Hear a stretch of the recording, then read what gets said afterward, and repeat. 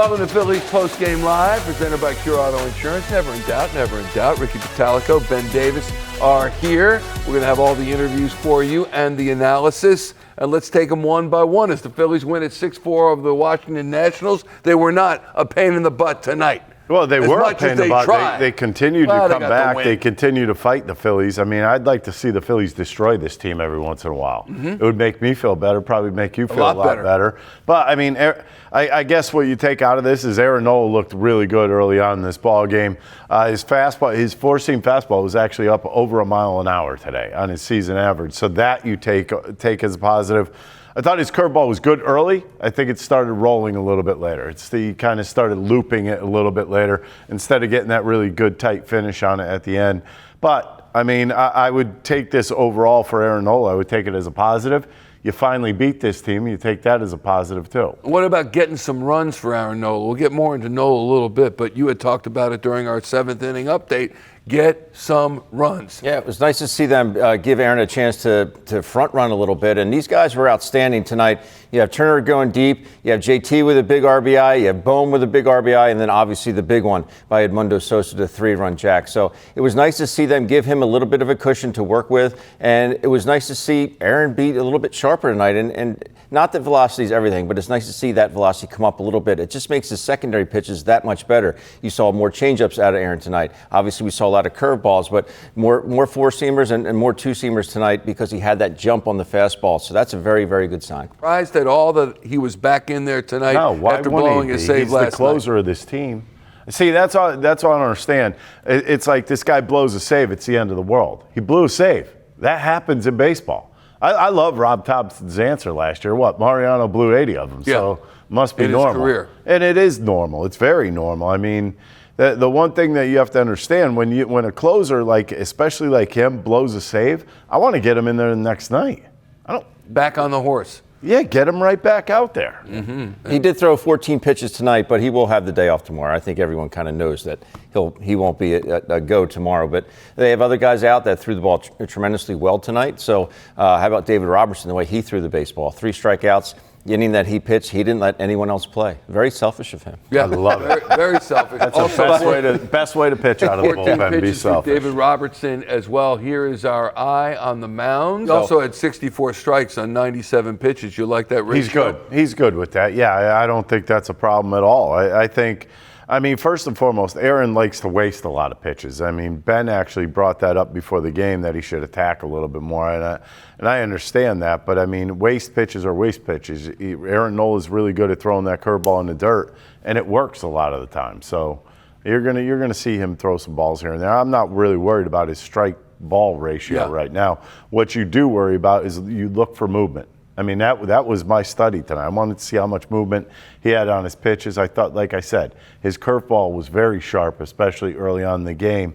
I think he was trying, the ones he tries to throw backdoor for a strike, that's where he can get himself into trouble. Yeah, you talked about this as possibly the start of his career because he was really on the brink of something, good or bad. Well, I think he needed it in a bunch of ways. I think the one thing that kind of stands out is that plus 1.2 miles per hour above average today on his fastball. That to me is what sticks out. That to me says he's getting healthy, and this may be a jump in the right direction because, as Ben said, when he throws harder, he gets better. Ben, there's also the question, though, the main question is dependability, and we don't know about that because one start does not a season make. He has been a great pitcher for this franchise, gives up 2 home runs tonight. Thank goodness his teammates score enough runs for him, and Jhoan Duran stands by for the save. But do we have any sense of whether or not we can lean on Aaron Nola going down the stretch? I think you can. And I think before he went on the IL stint, I think he was hurt and not letting people know exactly how he was feeling. A, with the ankle, and then obviously B, with the rib. So getting him back, I give him a hall pass for the first start against Washington last weekend. He's just getting his sea legs back in the big leagues. It's a whole different story when you're pitching in the big league ballpark as opposed to in the Lehigh Valley. So I give him a pass for that one. Nice to see him. If he's healthy, he will be dependable. dependable, Michael. That's the bottom line. So he looked very healthy this evening. He looks like he's in great shape. There was a couple plays back to back. I forget what inning it was, but he had to cover first base. Bryce Harper flipped him a couple balls. He got right back on the mound and able to go out there. So he's in good physical shape, and I think that's a great sign. As long as he's physically able, he'll be dependable. Phillies now back on the winning track. They've won 13 of their last 19 games. Here's Rob Thomson on tonight's win. Much better. I mean, he looked really good tonight. Touched 94. Command of his fastball was really good. Curveball was sharp. Mixed in his changeup late. Got some rollovers on that. Great job in the fifth inning getting out of that little jam he had after we scored 5. No fault of his own. Swing and bunt and then the throwing error. But, yeah, I thought he was great. Was there any hesitancy to go back to Duran after he threw so many pitches last night? No. None. He's strong. How much does that just that little extra tick or juice on Nola's stuff help him, especially maybe second time through the order? Yeah, it does. The other stuff plays up. It's just like Taiwan, when he's got his good fastball going or tick or two above what he was last year, it makes everything else a little bit better. Robertson again tonight, just what have you seen from him that's made him so effective through 5 appearances here? D-Rob, throwing strikes. The cutter's got good action to it. Breaking ball's really good. He struck out the side. He did a really good job. Aaron threw the curveball at a much higher rate tonight than his season average, like 44%. Was that something specific that you saw from him versus the Nationals the last time out, or something specific about his stuff that made you guys go that way? Yeah, I think he knew he had it, so he was going to use it. He didn't throw many pitches his last outing, so. But yeah, I think it was really good, so he's going to use it, and he got a lot of swing and misses tonight. Feels like whenever you put Sosa in the lineup against a lefty, he has a big hit. I mean, what is it about him? Because he hasn't played as much of late, I guess. Yeah, well, he's always prepared, and I know that they're working on a couple things to get his legs underneath him and use his legs a little bit more. And he said after BP, I just happened to be talking to him, and he said, I really feel good tonight because Kay Long and the guys are working with me on trying to use my legs a little bit more, and it really feels good. So. You think he's always has energy, but he seemed a little more hype as he was going around the bases. Like, do you think it's just the payoff? Have you ever hit a home run? No, I haven't. I haven't hit too many, but it feels pretty good. Rob, when you get that from Nola tonight, the organization after what happened today, you kind of needed it, wanted it, whatever, but is there a bigger sigh of relief after tonight, looking more towards the future? Well, I mean, you want to see Knowles perform, but I always believe in him because I know how hard he works. He's always prepared. He always competes, and he's got really good stuff. This year's been a little bit different just because of the ankle and the side, but you always think that Knowles going to go out there and give you a good outing. You really do, just because he's done it for so long. They made the guy look like he had a 5.83. Guy was toast. Yeah. He was I've toast. never seen Nice. Good work. I've never seen a reserve player be more lauded and complimented than this guy. And I keep asking you guys all the time, you can't play every day?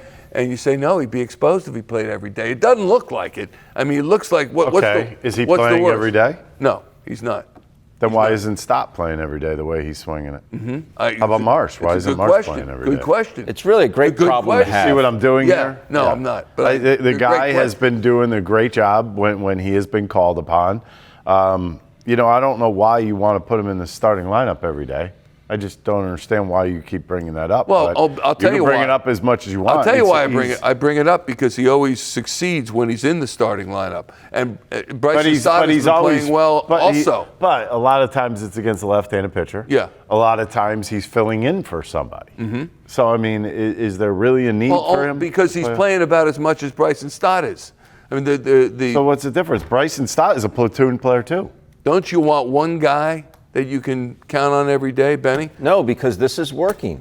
It's flat out working. Rob Thomson has the ability, and he's got the maneuverability to put guys in these different situations. And yes, Bryson Stott's swinging a great bat right now. And, Edmundo Sosa is swinging a great bat right now. So is Marsh. So is Kepler. All these guys are playing really well right now, but it's a great problem for Rob Thomson to have. And I think right now, listen, he wrote the lineup tonight because there was a lefty on the mound. It worked out that Edmundo Sosa would play tonight. He had a huge 3-run home run in this ball game. Yep. It worked out. And by the way, it is what it is. I mean, this is what Rob Thomson does. Nobody here, I don't believe anybody at this table actually likes the whole platoon thing.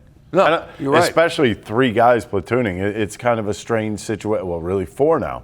But it's a strange situation to have. These guys, Ben's absolutely 100% right. These guys have been getting it done here the last week or so. Mixing up. That was a changeup there that he threw Cruz. He doesn't go righty changeup very often, but I think it shows that the ideas that JT has back there and Aaron Nola's willingness to throw those pitches. He's throwing them with a purpose. Every pitch has a purpose. I tell my own kids, when they're playing the game of baseball, every time you take a swing, it has a purpose.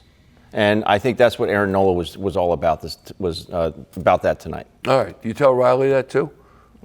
Sometimes. Sometimes. Every shot you take has a purpose. I should tell her that. Just want to make sure. All right, let's go to the clubhouse. Here's Aaron Nola post-game on his performance.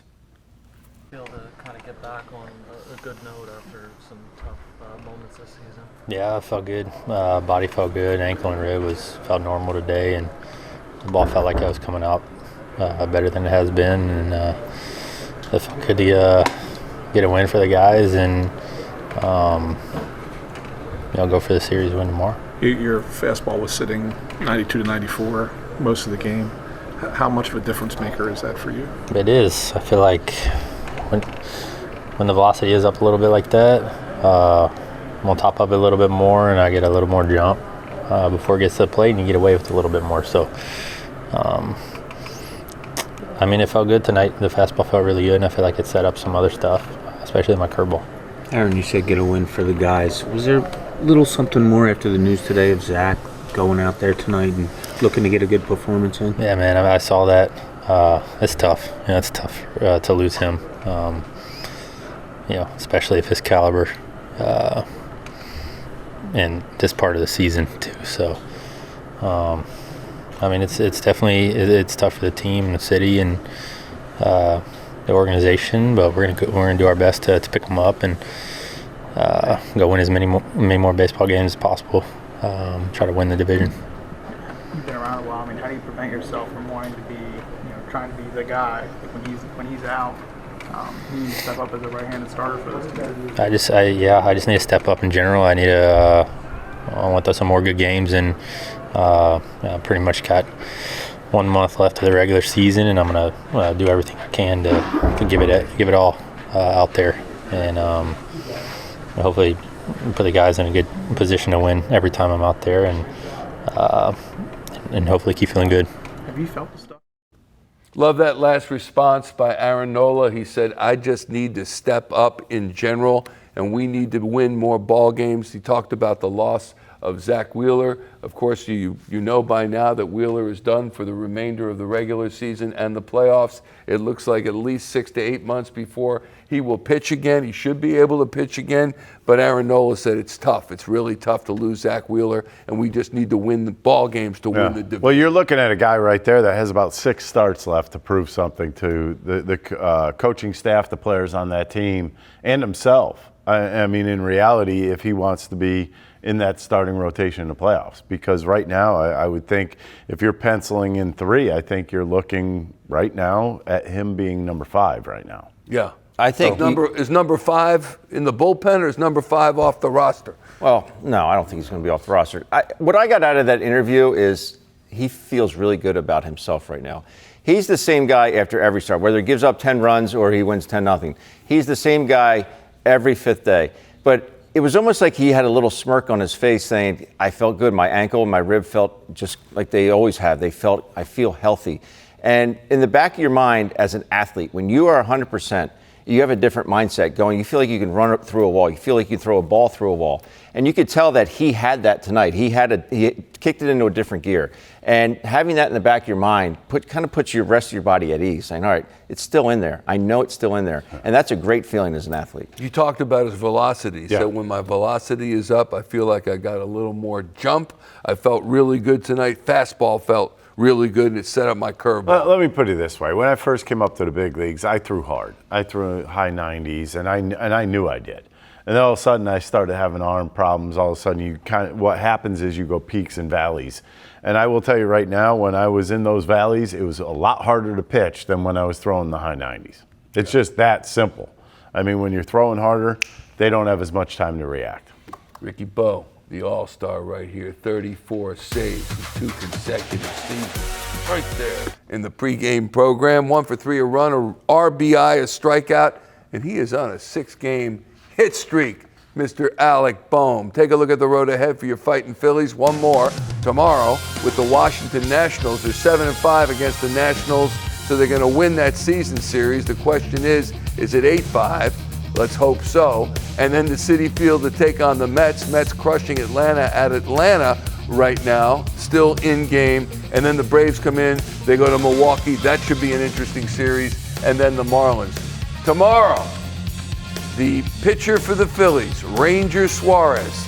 He had a brilliant outing his last start. Ricky Bo, Ben Davis, the 2 starts before that were a lot left on the, a lot of meat left on the bone. He had really good tempo in his last start. His fastball kind of clicked up a little bit, and his changeup was right on point. I expect, in all honesty, I expect Ranger from like his 2nd through 9th start now for the rest of the season. Yeah, I love the ERA fact was under 2. Yeah, that's who I love the fact that in the post-game interview after that last start, he said, I was driving to the field today, and I told myself, I have to be better. He said, I looked myself in the mirror and said, I have to be better. And boy, was he a lot better. He was marvelous in that last start. So hopefully get more of that tomorrow. I really think these guys really want to step up. With Zach Wheeler not going to be there, they're really stepping up their game. I love it. Yeah, you could sense the emotion in Aaron Nola's voice when No doubt. How tough it is to lose a teammate. That's tough. He's and been a with him friend. for a while, and now all of a sudden, your buddy's not there. Yeah. It's kind of a little strange. All have to pick up for him. Ranger Suarez on the mound. We'll see you at 1 o'clock tomorrow. 1 o'clock we open for